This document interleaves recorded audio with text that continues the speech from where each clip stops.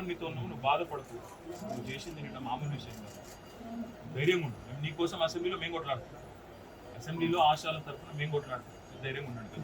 అర్థమైందా? టెన్షన్ పడదు. నీ పిల్లలకు కూడా నేను కలిసి ధైర్యం చెప్తాను. ఇక్కడ మోత్కూర వాళ్ళకు జగదీష్ రెడ్డి సార్ పోయి ధైర్యం చెప్పొస్తాడు, కావాలంటే అవసరం ఇంటికాడికి కూడా పోయిస్తాడు. తెలుసు ఆయనది అక్కడనే కదా, సార్ది నాగారం, అందుకే సార్ ఇంటికి అవసరమైతే ఇంటికాడి దాకా పోయిస్తాడు అంటున్నా నీకోసం.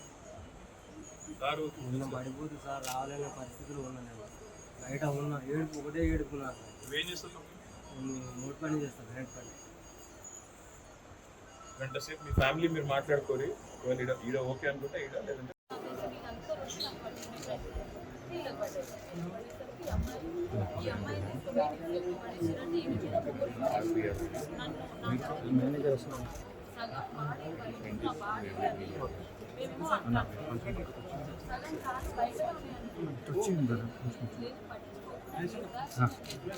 కొంచెం పక్కకు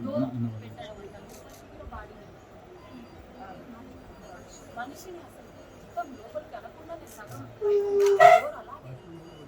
పశువులు కాదు అసలు. ఈ అమ్మాయి పొడుగు, ఈమె మీద ఈ అమ్మాయి ఇంకా పొడుగు, కాలు బయట ఉంది, అయినా కూడా మళ్ళీ నన్ను వేసింది ఈ అమ్మాయి మీద.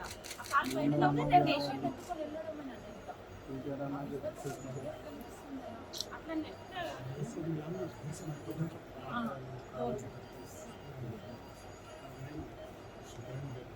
సూపర్.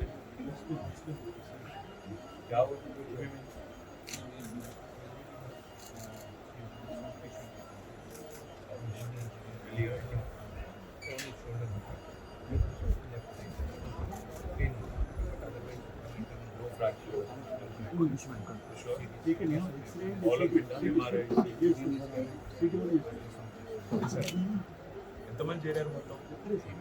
నేను సంతోషం. అయితే ఐపీ కాదు,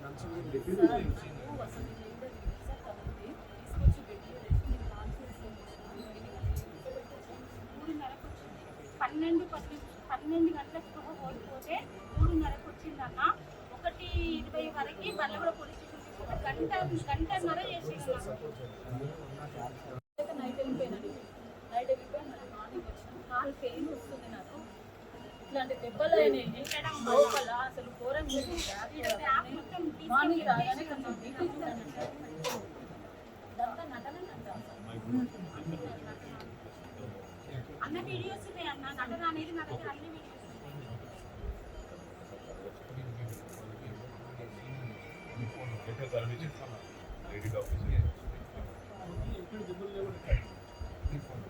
నీకెక్కడెక్కడ తగిలింది?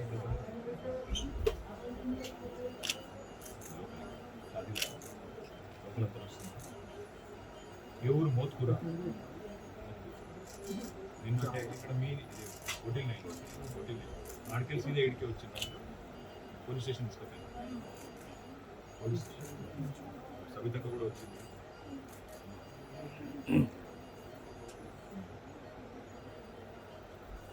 మీరు పోస్ట్ వచ్చే వరకు ఉన్నావా?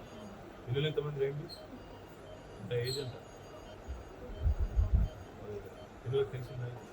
వచ్చిండ్రా వాళ్ళు? ఎక్కడున్నారు పిల్లలు? ఇంటిగా వాళ్ళేం పరిశాన్ అవుతున్నా లేదా? తెలియదు. 10వ తరగతి బాబు, పాప 8. తిరిగి ఇంకా తెలియదు. ఇప్పుడు డిశ్చార్జ్ చేస్తారు అన్న.